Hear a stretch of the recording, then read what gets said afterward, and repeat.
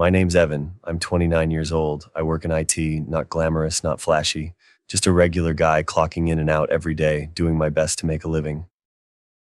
I wasn't the golden child. I wasn't the genius or the athlete or the life of the party, but I was dependable, reliable, the kind of guy who showed up when you needed help moving, the kind of guy who picked up the phone at 3 a.m. without hesitation, the kind of guy who thought, no, believed that family always came first, especially when it came to Sophia. Sophia was my little sister, 5 years younger, smarter than me, brighter, bolder. She had this way of lighting up a room just by walking into it, the kind of energy you couldn't help but get swept up in.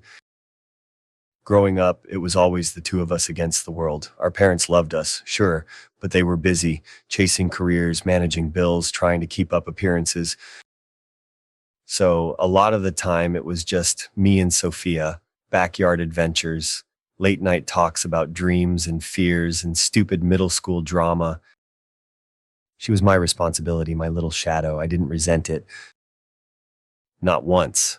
If anything, I wore it like a badge of honor. When our parents fought, and God, they fought a lot, I was the one who held her while she cried. When she got dumped before prom, I was the one who showed up at her window with junk food and a terrible movie. When she needed someone to believe in her, when even she didn't believe in herself, I was there, always. No questions asked. So when Sophia got engaged last year, I was ecstatic. I didn't know much about the guy, some corporate finance type, slick hair and shiny teeth. But Sophia seemed happy. And that was enough for me, more than enough. I threw myself into helping her plan the wedding, helped her research venues, helped her choose colors and flowers and seating arrangements, listened for hours while she debated centerpieces and cake flavors. Hell, I even took out a small loan to help cover some of the costs our parents couldn't, because that's what you do when you love someone, right? You show up, you give, you support, no matter what. Looking back now, I realize there were signs, tiny cracks in the perfect picture, Sophia pulling away a little, our parents being colder somehow. Conversations that used to flow easily starting to feel strained, awkward, but I ignored it. Because I loved them, because I trusted them, because I couldn't imagine a world where I wasn't welcome in their happiness. I remember one afternoon, about a month before the wedding, when Sophia called. "Hey, Ev," she said, sounding breathless and distracted. "Sorry, can't talk long, super busy. Just wanted to say thanks again for everything. You're the best big brother ever." I smiled so hard my face hurt. "Anything for you, Soph," I said. "I know," she laughed. "I love you. Love you too, kiddo." It would be the last time she said it. The closer we got to the wedding, the weirder things got. Family meetings about the ceremony that I somehow wasn't invited to. Group chats buzzing with plans and jokes and updates that I was mysteriously left out of. Inside jokes I didn't understand. References to events I hadn't been part of. I brushed it off at first. Work had been busy. Schedules were crazy, no big deal, but deep down, something started to gnaw at me. A cold, creeping feeling in the pit of my stomach, a voice whispering, "You're not part of this." I tried to ignore it. Focused on the positives, picked up my suit from the dry cleaner, confirmed my RSVP, even though nobody had actually asked for it, bought a gift, a beautiful custom painting I knew Sophia would love, practiced my toast in the mirror over and over, wanting it to be perfect, wanting to make her proud, wanting to belong. Then came the day everything shattered. It was a Saturday. I was at home scrolling through social media, killing time. And there it was, a post from a mutual friend, someone from Sophia's college days, a photo of Sophia in her wedding dress, standing next to her fiancé, surrounded by friends and family, everyone but me. I stared at the screen, heart pounding. Scrolled back up, read the caption again. "Congrats to Sophia and Mark. Beautiful wedding for a beautiful couple." Wedding, past tense, already happened. Without me, I refreshed the page, checked other profiles, searched for anything, that would prove it wasn't real, that I hadn't been forgotten, that I hadn't been excluded. But the more I looked, the clearer it became. They hadn't forgotten me. They had chosen to leave me out. No call, no invite, no warning. Just silence. The room spun. My hands shook. I didn't know whether to scream or cry or throw my phone through the window. I ended up doing none of those things. I just sat there, frozen, numb. Hours later, after the sun went down and the city lights blinked on outside my window, I finally worked up the nerve to call my mom. She answered on the second ring. "Hey, Evan," she said, her voice tight. "What's up?" I swallowed hard. Did Sophia, did Sophia get married today?" Silence, long and heavy, then, yes, a single word. Flat, cold, final. "Why didn't you tell me?" I whispered. Another pause, then a sigh. "Evan, look, we just thought it would be easier this way.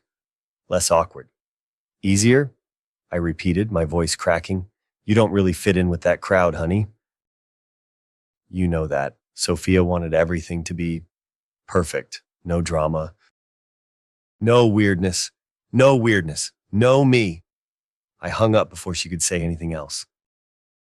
That night, sitting alone in my dark apartment, one thing became crystal clear. Family wasn't blood. Family was who stood by you when it mattered, and mine had made their choice. But if they thought they could cast me aside and pretend I didn't exist, they had no idea who they were dealing with. The days after Sophia's wedding felt like moving through wet cement. Everything was heavy, slow, suffocating. I went to work, sat at my desk, answered emails, fixed servers, smiled when I had to, pretended everything was fine. But inside, something was unraveling, something vital, something I hadn't even realized could be broken until it shattered completely. Every text from my mom, every casual phone call from my dad, every stupid forwarded meme from some distant cousin, they all felt fake, plastic smiles over gaping wounds. I stopped answering. Stopped pretending. My apartment became a cave, curtains drawn, phone on silent. The walls started closing in, and for the first time in my life, I realized I didn't have a family anymore. Not really. Not where it mattered. At night, lying in bed, staring at the ceiling, the same questions spun through my mind like a carousel from hell. Why? When did they stop caring? What did I do that made them ashamed of me? I thought about the words my mother had said. "You don't really fit in." Sophia wanted everything to be perfect. Perfect. Without me. Was it because I wasn't successful enough? Was it because I didn't drive a BMW or wear $1,000 suits or vacation in Italy every summer? Was it because I wasn't married, didn't have kids? Because I didn't look like a shiny Instagram post? The more I thought about it, the angrier I got. Not the kind of anger that explodes and burns out. No, this was different. This was slow, cold, a glacier forming in my chest, growing bigger every second. They didn't just forget me. They chose to erase me because I didn't fit their narrative, because I wasn't a shiny trophy to show off, because my existence made them uncomfortable. Fine. If that's the way they wanted it, they could have it, but not without consequences. The first thing I did was block every single one of them on social media. Sophia, mom, dad, all of them gone, deleted. It wasn't petty, it was survival. I couldn't rebuild myself if I kept staring at the wreckage they left behind. But even as I tried to move forward, that glacier in my chest kept growing, hardening, shifting, until one night, about 2 weeks after the wedding, something snapped inside me. I was cleaning out my closet when I found the gift I had bought for Sophia, the custom painting, a beautiful watercolor of the beach house we used to vacation at as kids, a place filled with happy memories, laughter, dreams. I had commissioned it months ago, spent more money than I should have, chosen every detail carefully, wanting it to be perfect. And here it was, still wrapped in pristine tissue paper, still waiting to be given, still waiting to matter. Something broke loose in my chest. I ripped the wrapping apart with shaking hands, tore it into shreds, smashed the frame against the floor, watched the glass shatter into glittering dust, and standing there barefoot among the shards, I realized I didn't want revenge. I needed it. They took my loyalty, my love, my belief in family. They buried it under their selfishness. They stomped on it, smiled for the cameras, and never once looked back. But I would make them look back. I would make them regret every smug smile, every whispered conversation, every decision they made to cut me out. This wasn't about getting even. It was about reclaiming my worth, my dignity, my goddamn name. I started small. Research, information, because if I was going to strike back, I needed ammunition. Real ammunition, not petty insults or childish tantrums, hard facts.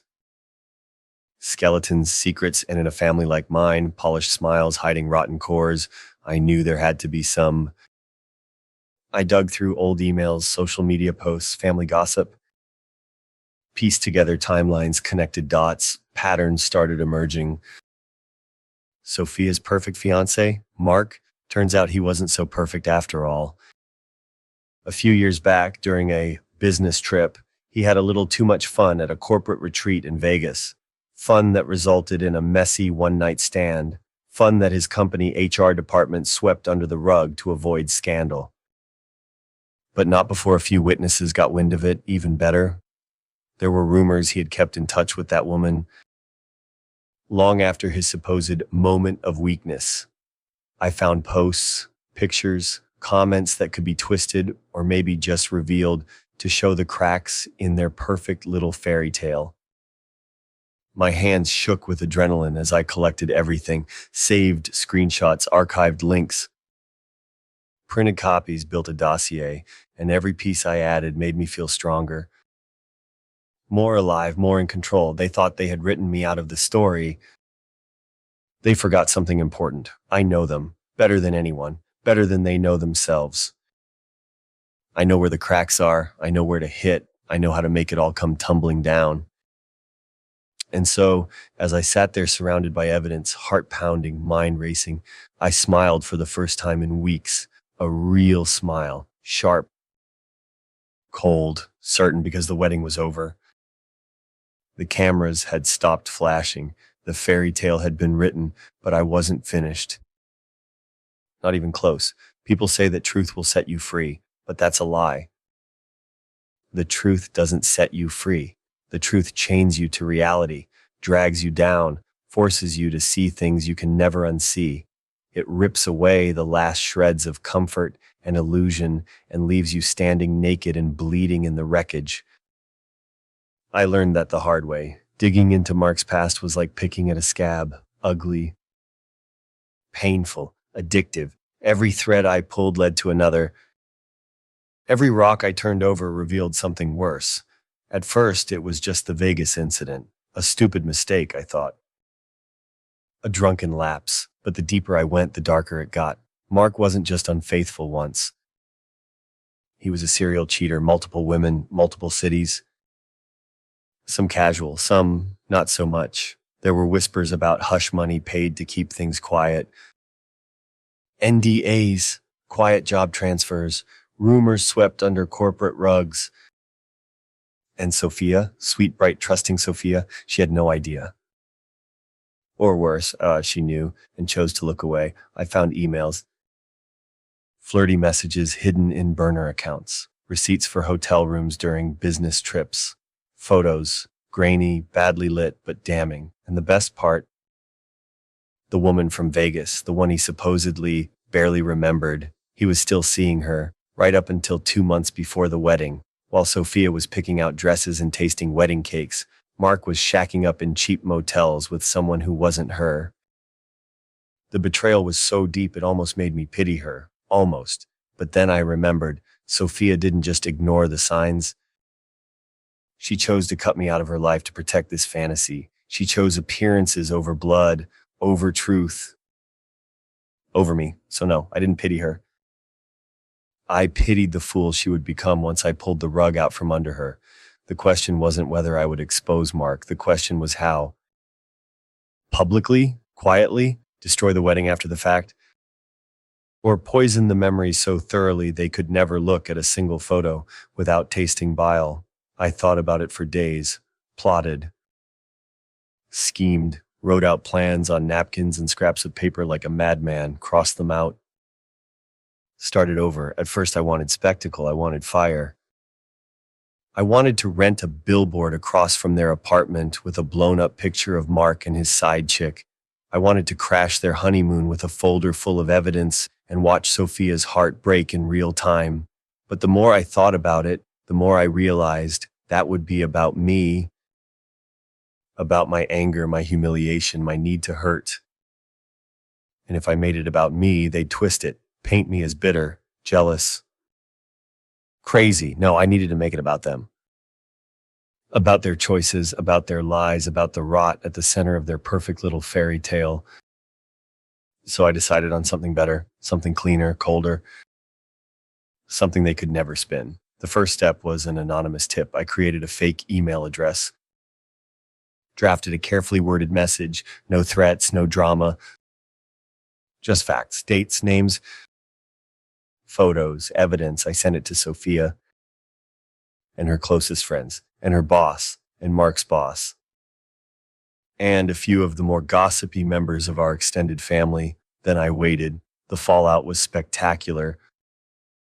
I wasn't there to see it, not physically, but the phone calls started almost immediately. Voicemails, texts, emails, all unanswered. I watched from a safe distance as Sophia's world imploded. Friends posting cryptic statuses about betrayal and watching your back. Family group chats blowing up with drama. Mutual friends quietly untagging themselves from wedding photos. Sophia went radio silent for 3 days, then finally a text, short, brittle. Why would you do this? No hello, no apology, no explanation, just blame. I stared at the message for a long time before deleting it without replying. Because she still didn't get it, still didn't understand, still thought this was about me. It wasn't. It was about truth. It was about making sure that if they wanted to build their lives on a foundation of lies, they had to do it fully exposed, with everyone they cared about knowing exactly what they were. No masks, no fairy tales, just raw, ugly reality. And it worked. Mark lost his job, not immediately, and corporate scandals take time, but it happened. Quietly, discreetly, but thoroughly. Sophia lost friends, some publicly, some quietly, fading away into the background. The perfect social media life she had curated so carefully crumbled, photos deleted, accounts deactivated. And me, I watched it all unfold with a strange, detached satisfaction, not joy, not triumph, just peace. For the first time in months, the glacier in my chest started to thaw. The anger began to drain away, replaced by something quieter, something sturdier. I wasn't who I was before. I wasn't the naive big brother who thought love was unconditional. I wasn't the dutiful son who thought family meant loyalty. I was something else now. Something harder, sharper, stronger. And as I sat there sipping coffee in my tiny apartment, watching the sun rise over the city, I realized something.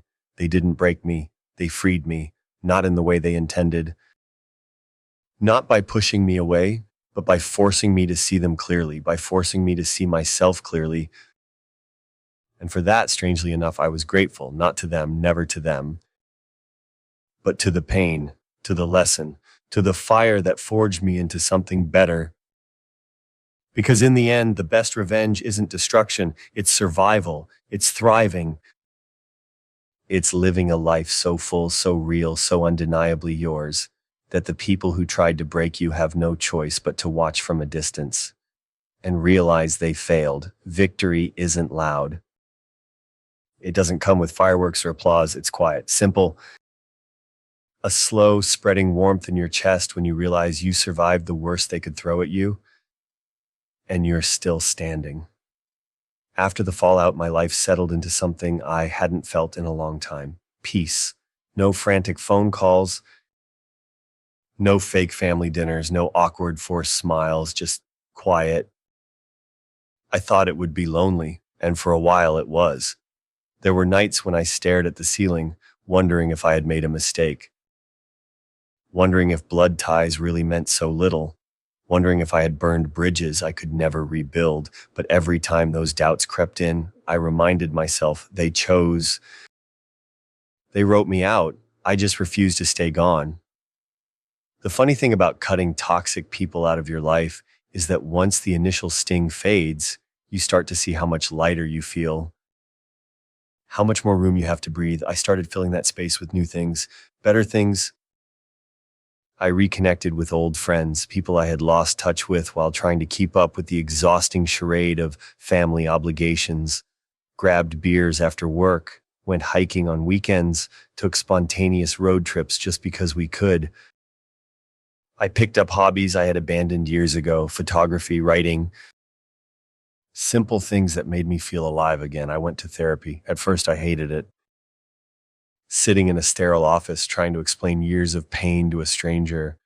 But over time, it helped me untangle the mess in my head, helped me rebuild the broken parts of myself. My therapist said something once that stuck with me, something simple, something true. You can't control how they treated you. You can only control how you heal. So I focused on healing, on growing, on building a life so full and rich that their absence wasn't a hole anymore, just a scar. One of many, a story I carried, but not one that defined me. And the sweeter my life became, the clearer it was. That was my real revenge. Not the emails, not the whispers, not the scandal, but the fact that I got up every morning without bitterness weighing down my chest. The fact that I could smile, really smile, without feeling like a fraud. The fact that I was free. Sophia and Mark, they faded into the background. I heard bits and pieces, sure. Mark, bouncing from job to job, reputation in tatters. Sophia moving back in with our parents for a while, trying to rebuild. Family gatherings happening without me. Tight-lipped affairs full of tension and polite silence. I didn't miss them. Not really, because how can you miss something that was never really yours to begin with? The life I was building, the friends I had, the peace I found, it was more real than anything I had with them. And that was enough, more than enough. One evening, almost a year after everything fell apart, I found myself at a rooftop bar downtown. Warm breeze, city lights twinkling like scattered stars, a beer in one hand, laughter ringing around me. Friends, real friends, at my side. I looked out over the city and thought about the boy I used to be, the boy who believed family was everything, who believed loyalty was unconditional, who believed love was enough. I mourned him for a moment, mourned the innocence he lost, the pain he had to endure, but then I smiled. Because that boy grew up, survived, transformed. And standing there under the open sky, I realized I wasn't broken, I was reborn, I was stronger now. Sharper, wiser, less trusting maybe, but more discerning, more alive. They say what doesn't kill you makes you stronger. It's a cliche, but cliches exist for a reason because sometimes they're true. And me? I was living proof. If you had told me a year ago that losing everything would be the best thing that ever happened to me, I would have laughed in your face. But now I understood. Sometimes you have to burn your life to the ground to see the stars. And for the first time in a long, long time, I couldn't wait to see where the road ahead would take me. If you found even a sliver of strength in this story, if you've ever had to rebuild yourself from the ashes, you're not alone. Subscribe to the channel. Join a community where survivors rise stronger. Let's keep growing together. Healing isn't linear. It's not a straight path from broken to whole. It's messy, chaotic. A constant 2 steps forward, 1 step back kind of dance. Some mornings, I woke up feeling unstoppable, ready to take on the world. Grateful for the second chance I had carved out of the ruins. Other days, I stared at the ceiling for hours, wondering if the ache in my chest would ever fully disappear. But even on the bad days, especially on the bad days, I reminded myself I was moving forward, and that was enough. Growth doesn't always look like dramatic changes. Sometimes it's small, invisible to everyone but you. It's answering a phone call instead of letting it go to voicemail. It's making dinner for yourself instead of ordering takeout. It's laughing, really laughing, without feeling a pang of guilt. It's sitting alone on a Friday night and feeling peace instead of loneliness. Those were my victories. Tiny, private, but victories all the same. And slowly, piece by piece, I rebuilt myself, not into who I was before, but into someone new, someone stronger, someone wiser, someone whole. I didn't chase after the people who left me behind, didn't beg for their approval, didn't waste energy trying to prove my worth to people who decided long ago that I wasn't enough for them. Instead, I focused on the people who stayed, the people who showed up, the people who didn't need me to be perfect, to love me. Family isn't blood. Family is loyalty, respect, kindness. Family is the people who stand by you when your world falls apart and help you build a new one from the ashes. I found my family. It wasn't who I expected, but maybe that's the point. Maybe the families we choose are even stronger than the ones we're born into. One night, sitting on the balcony of my apartment, a drink in hand, I looked out over the city and smiled. Not a sad smile, not a bitter one. A real one, full of hope, because I realized the betrayal didn't define me. The loss didn't define me. Even the revenge didn't define me. I defined me. Not the pain, not the anger, not the people who walked away. Me. And that was the most powerful thing of all. Today, my life isn't perfect. There are still scars, still rough edges, but it's mine. Raw, honest, beautiful in its imperfection. And if I had to walk through hell to get here, well, I'd do it all over again, because survival isn't about never getting hurt. It's about getting hurt, getting shattered, and choosing to stand up anyway, choosing to build something better out of the broken pieces, choosing to live, to thrive, to hope, choosing yourself. So if you're reading this, if you're still bleeding from a betrayal you didn't deserve, let me tell you something. You're not broken. You're being reforged, stronger, sharper, braver than you ever thought possible. Don't chase the people who hurt you. Don't waste your energy trying to win back people who never valued you in the first place. Build your own table. Fill it with people who see you, who value you, who choose you, not because you're useful, but because you're you. And one day, I promise you, you'll look back at the ashes of what you lost and realize you didn't lose anything worth keeping. You didn't lose. You won. If this story touched a part of your soul, if you felt even one flicker of strength, of hope, know that you're not alone. Hit that subscribe button. Join a community where we rise from the ashes stronger than ever. Let's keep building a life worth fighting for, together.